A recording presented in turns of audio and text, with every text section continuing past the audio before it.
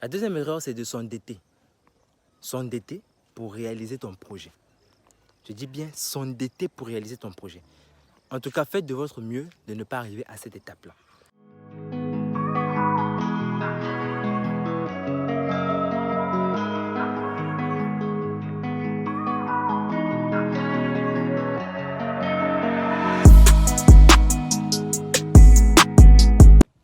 Alors, salut à tous, j'espère que vous allez bien.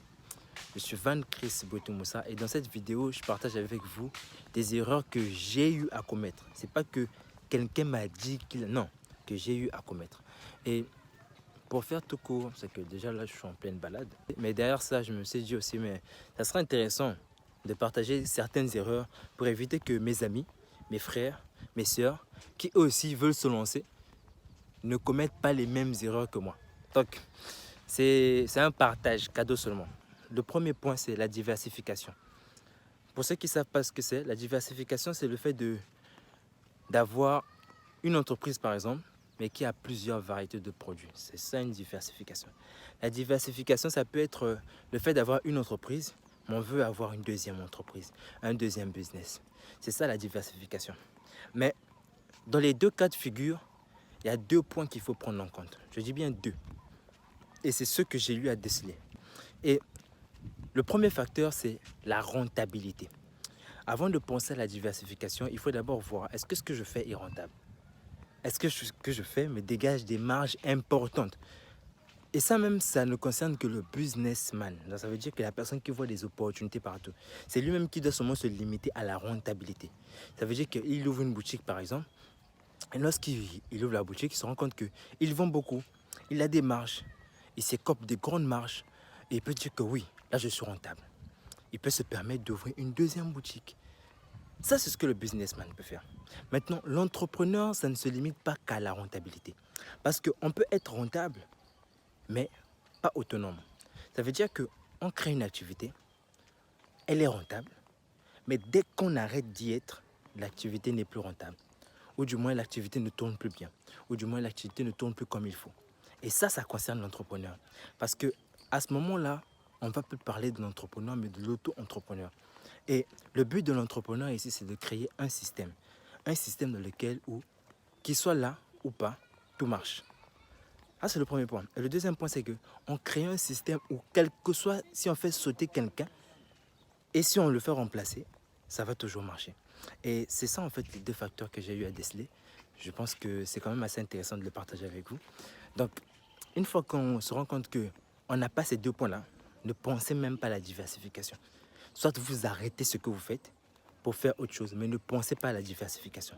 Parce que vous allez commettre tellement d'erreurs suite à ça, vous ne serez pas concentré sur ce que vous allez faire au préalable, que vous ne pourrez pas bien faire la seconde chose. Donc moi, j'étais convaincu que je faisais bien. En faisant ça, je faisais bien et tout. Mais ça t'empêche en fait de poser certaines actions. Ça te met dans des contraintes extrêmement compliquées que tu ne pourras même pas contrôler. Donc, c'est le premier point, la diversification. La deuxième erreur, c'est de s'endetter. S'endetter pour réaliser ton projet. Je dis bien s'endetter pour réaliser ton projet. En tout cas, faites de votre mieux de ne pas arriver à cette étape-là. Quand je dis s'endetter pour ne pas réaliser ton projet, c'est que tu vas prendre l'argent chez quelqu'un. Tu vas lui dire que je vais te remettre ton argent avec tes intérêts parce que je vais lancer un projet. Il ne faut pas faire ça. En tout cas, ne pensez même pas à ça. Pourquoi est-ce que je dis ça? Parce qu'il faudrait, pour un premier temps, trouver des personnes qui vont partager le risque avec vous.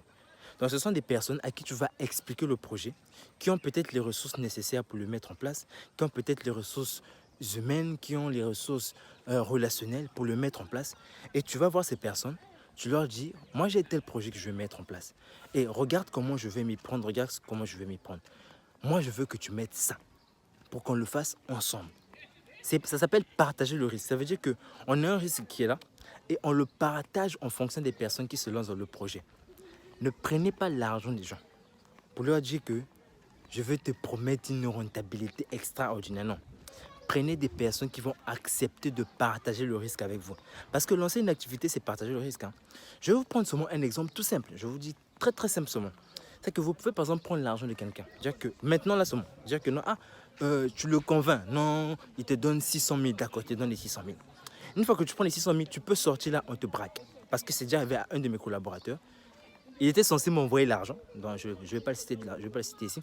Mais, donc du coup, il était censé m'envoyer de l'argent. Et lorsqu'il a fait le retrait de cet argent-là, bon, il a décidé de traîner un peu. Il a décidé de traîner un peu et tout ce qui va avec. Il avait d'autres occupations. Et le soir, quand il rentrait, il s'est dit, bon, je vais faire ça demain. Je vais lui envoyer ça demain. Et le lendemain, même pas arrivé au lendemain, le soir, quand il rentre chez lui, on le braque. On lui prend tout son argent. On lui prend aussi son ordinateur. On lui a pris quelques effets personnels. Vous vous rendez compte? Est-ce que ça c'était prévu? Non, c'était pas prévu. Mais toi, tu vas aller dire à quelqu'un que tu as pris de l'argent que non, je marche en route, on m'a braqué. Mais il s'en fout, il va dire, mon gars, tu me remets mon argent. Je ne veux pas les jeux bêtes là, mon gars, tu me remets mon argent.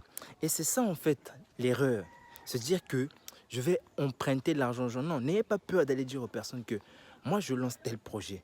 Je veux partager le risque avec toi. Parce que lancer un projet, c'est partager le risque. Avoir une entreprise, c'est partager le risque. Quand je dis partager le risque, ça veut dire que les choses peuvent bien marcher.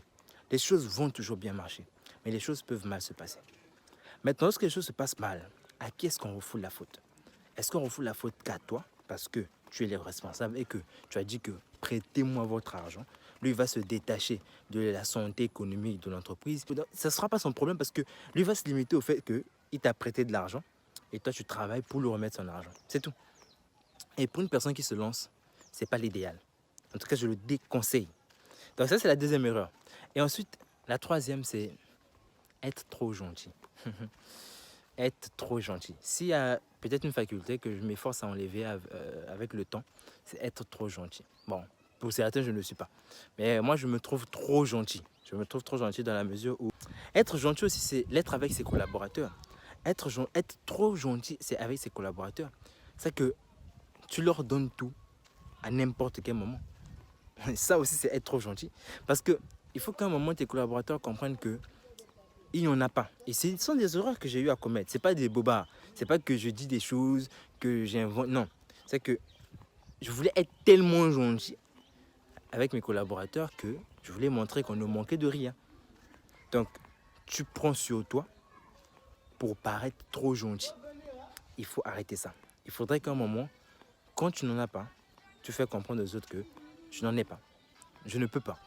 Je ne veux pas. Et une fois que tu arrives à faire ça, automatiquement, les personnes pensent vraiment que tu es sincère avec eux. Ils seront même prêts à dépenser leur argent pour t'accompagner. Ils seront prêts à dépenser leur énergie pour t'accompagner. Ils seront prêts à faire tout ce qui est de leur pouvoir pour t'accompagner. Parce que quand je dis partager le risque, l'entreprise ne t'appartient plus à toi tout seul.